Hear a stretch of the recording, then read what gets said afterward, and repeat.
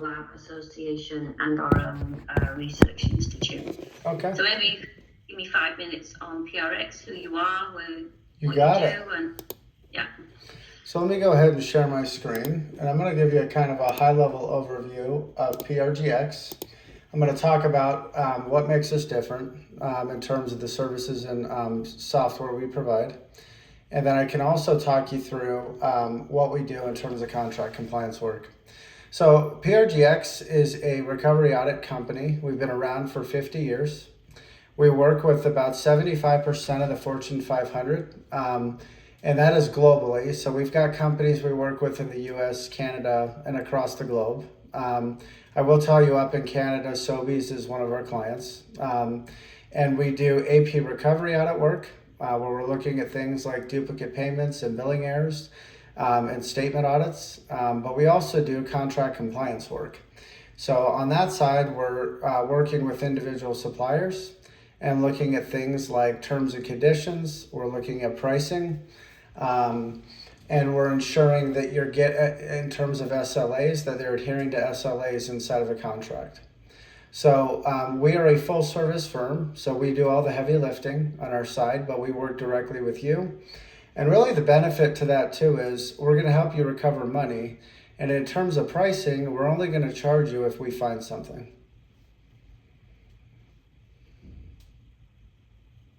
Okay.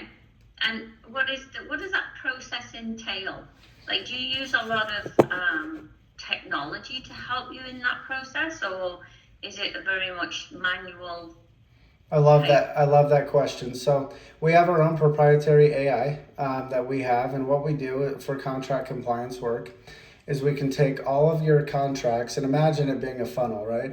And we can dump those contracts into our proprietary AI, and it will actually tell you, obviously with the help of our services, which contracts you should go in and do an API or do a contract compliance audit on. And we will show you a risk score, like how at risk that contract is for you as a business. We will also, based on that particular contract, tell you, is there pricing that you should consider in terms of renegotiation? Where they're weak, terms and conditions, what could you do to improve in those particular areas? So yeah, I mean, imagine dumping all those contracts in. We go in and select a list of 10 to 20 suppliers and make a recommendation on who we would go in and audit. And then we would do all of our pricing on a contingency fee basis. So that's kind of how that works. Yeah. Have you done any work in the healthcare sector in Ontario? Or? We have done work with healthcare specific to the construction area. As an example, that's just an example. But I can send you a list of about 17 different case studies, and a lot of those are in healthcare. But on the construction side, whether it's pre-construction, during, or post-construction, that's one category and area we could focus on. We also do facilities management contracts to ensure that facilities management providers are doing, adhering to their contracts. There's a lot of money there. Also, third-party security companies is another one we look at in terms of doing partnerships and auditing the work they do. And then staffing is another big one to ensure labor rates are getting followed, right, with your different staffing firms that you work with. So yeah, I would say all those areas are potentials for where you guys would look for. You mentioned SLA, so it's service quality as well as the financial numbers, or you're really focusing on the financials? We look at service quality and the financials as part of that. And our audit team would actually go in and work with you on those particular areas. As a next step, I will tell you, I would recommend we bring a member of our operations team on so they can not only just talk through our process, but can talk through exactly what we would do with SLAs. Because Lowell Hudson, that is on our team, works a lot in healthcare with hospitals and different facilities. He would probably be the best person to bring on to have that type of discussion. Okay. So what we do at TOH is, we manage our vendors. We tend to sort of manage the vendors and the contracts on an operational level, Mm-hmm. and obviously if there are any concerns, then that would be escalated to the point, it would go through various escalation procedures, and the final one being a full audit, right, of Mm-hmm. their of the contract and the operations, the SLAs, etc., etc. We have conducted audits like this in certain areas, but we haven't sort of taken a sort of enterprise-wide approach. We have tried to implement a vendor risk management program. Uh-huh. We use ServiceNow, but it's really limited to it's limited to about 100 vendors Mm-hmm. who we consider we're most at risk for. A lot of those we share data with. They're the ones that we sort of consider most risky, right? Because if ever we get a data breach and we've shared, like certain vendors have access to confidential information, personal and patient information, because that's the sort of service that they deliver. So they're in our program. But I would say, it's immature in its development. And then we obviously do have regular business reviews, etc., that we meet with vendors and manage their performance, etc., that way. But we don't have a sort of what you're describing is where you take all the contracts, right, and funnel them through and do some sort of analysis and risk assessment. An interesting one. We work with BP Oil. I know this is separate from healthcare, but they've been a client of ours for over 20 years. A lot of our current clients that we work with, we have 20 plus year relationships with. And they have multitudes of different contracts, oil and gas contracts. They've got contracts in staffing. They've got particular oil well contracts that they have. So they've got thousands of contracts right across the globe. And that allows them to identify where there's leakage and where they can find money. And I will tell you right now, we find millions and millions of dollars for them in terms of recovery. So you may not think that there's money out there, but there absolutely is money out there. One thing I did want to show you, this is just a quick view of some of our clients. I'll also send a list of a bunch of our healthcare clients. Another good one is Abbott Labs. They work with us directly to do contract compliance and AP audit work. And I can send you more of a case study on that as well as a follow-up. But that should give you an idea of some of the different brands that we work with. There's a few jump out there: Baxter, Zimmer Biomet, 3M. Yeah. Oracle. I know we got some big customers. They're your customers, not the one. Okay, not vendors. Correct. These are all customers of ours. Okay. Yeah, it's all private sector though, right? Yep. And I will send over some different case studies again as part of my follow-up. One thing I did want to kind of show you real quick. Give me one sec here. Is when it comes to the overall contracts and our process, first and foremost, again, we select 10 to 20 suppliers based on that AI data. We look at all of your different data sources. Now, what ERP are you using right now? I'm just curious. Oracle. Okay, perfect. So Oracle, we actually have templates that you can use and scripts you can use to be able to extract the data you need in order to do the audit. So as part of our implementation process, we could provide that to you. But we work extensively with both SAP and Oracle in terms of being able to extract data and being able to analyze it.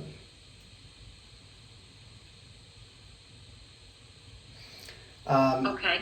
I will tell you it takes typically 3 to 10 hours per supplier over an 18-week period for us to go in and actually go through this process.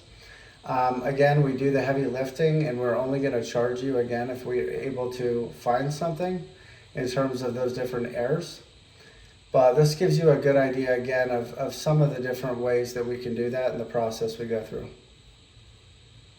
So you're taking the contract data, you're taking the PO and payment data, presumably, to pick up on the compliance piece. Where does the quality element come into it? So that is also part of it as well in terms of reviewing the SLAs and the quality. That goes alongside with verifying things like your billing, your terms, and your pricing as part of the process. Yeah. Some of our billing is extremely complex. I'll give you an example, right? There's a third party that provides linen laundry services. That billing it's not like, a three-way PO match. Do you know what I mean? I'm sure you're aware, right? Even sort of complex consulting contracts, right? Complex billing, hourly things like that. Yeah, I'm just curious as to how that works. But the AI technology is pretty impressive nowadays. So It is, isn't it? yeah. It's funny. I have a buddy that I was actually talking to him yesterday. They have AI tools that can actually go onto your screen and perform tasks for you now. Just browsers that you can even use to perform different things. It's crazy to me how advanced AI is getting. But I will also say on the opposite side, we think data privacy and security is super important, especially in your space. In terms of being able to do that. That's why we keep everything proprietary in-house. We are SOC 2 compliant, just to let you know. And on top of that, ISO 2700 compliant. So in terms of that, we'll check the box for data security. But yeah, I just wanted to just kind of let you know that. And are you, you mentioned in the beginning, are you a U.S. company? We are based in Atlanta. We also have offices in Mississauga up in Canada. We have another one in the UK. We've got offices in Colombia. We've got offices all over APAC. So we are a global organization. We have 1,500 employees, across the globe. So yeah, that should give you an idea of, our breadth and size. Yeah. Do you know how many employees you have in the Mississauga or your Canadian offices? A few hundred. A few hundred. Yep. Okay. I'm only asking because we currently have policies in Ontario that restrict business to some extent with US-based companies. I'm not surprised with what's currently going on. So the current definition, I think, is more than 250 employees. Oh, I think we will check the box there. We'll be okay. In Canada. Yep. Yeah. Okay. One thing I did want to just kind of show you is in terms of the types of contracts that we review, from top to bottom, the top type of contracts are the most visible, like where you probably have the most visibility. The bottom contracts are where you probably have the least amount of visibility in terms of contract work.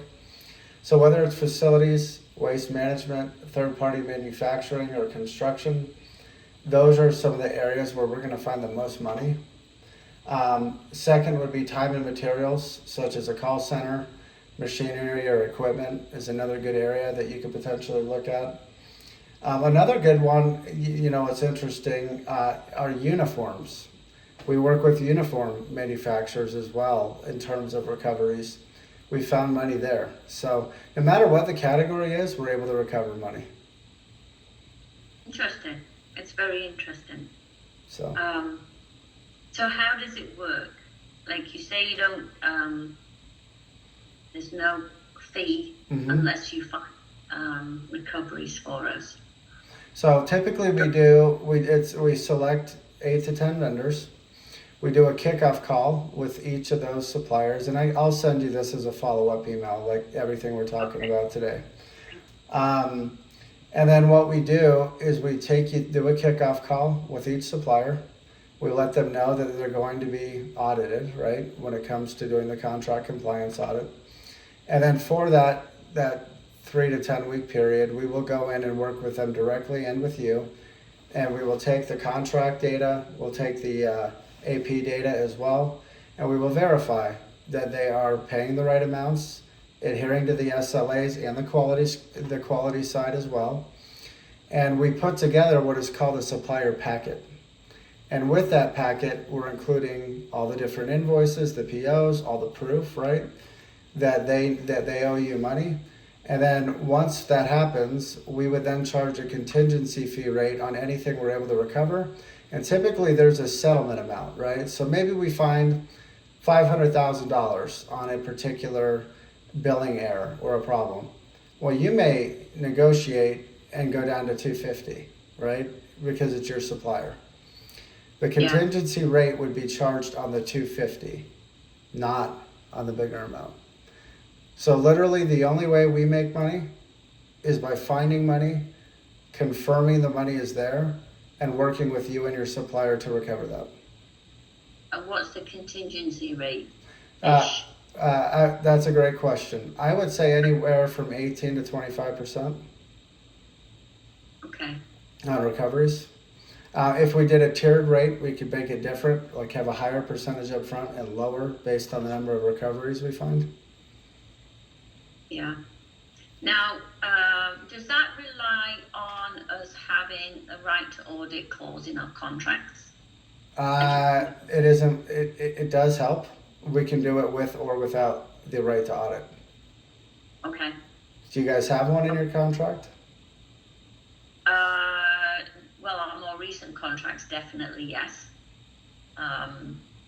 The ones where we've used our own templated form of agreement, we should be good. Those that we don't, there may not be. Okay. So, and I'm assuming your agreement between our two parties covers NDAs, confidentiality. So as a next step, if you have a mutual NDA you could send over, we'll probably just sign it. I'm just telling you right now, it's easier if we use yours. We also have a mutual NDA we can share over with you as part of next steps. What I would recommend is that we bring in Lowell Hudson to kind of talk more from a process standpoint, what we go through. But what we would typically do is ask to review a spend list of the different suppliers and then make recommendations to you using our AI tools and our team on what you should audit. So how does that sound as a next step? So when you say a spend list, that's a list of suppliers by value of spend. Correct. Over a year, 2 years, 3 years, We whatever. look at a 3-year period. Typically, we like to focus on anything over $10 million in spend. We could go as low as $5 million. I'm just telling you that. In a year. Over the 3-year period. So Okay. it would be 10 million over 3 years. Yeah. Now, some of those higher value contracts, well, construction will obviously fall into that. I'm just trying to think on the clinical side, they are probably GPO contracts, like group purchasing organization contracts. But anyway, we'd still have the pricing. We'd still have that data for you to audit. Yeah. Okay. Okay, well, it certainly sounds very interesting, and we are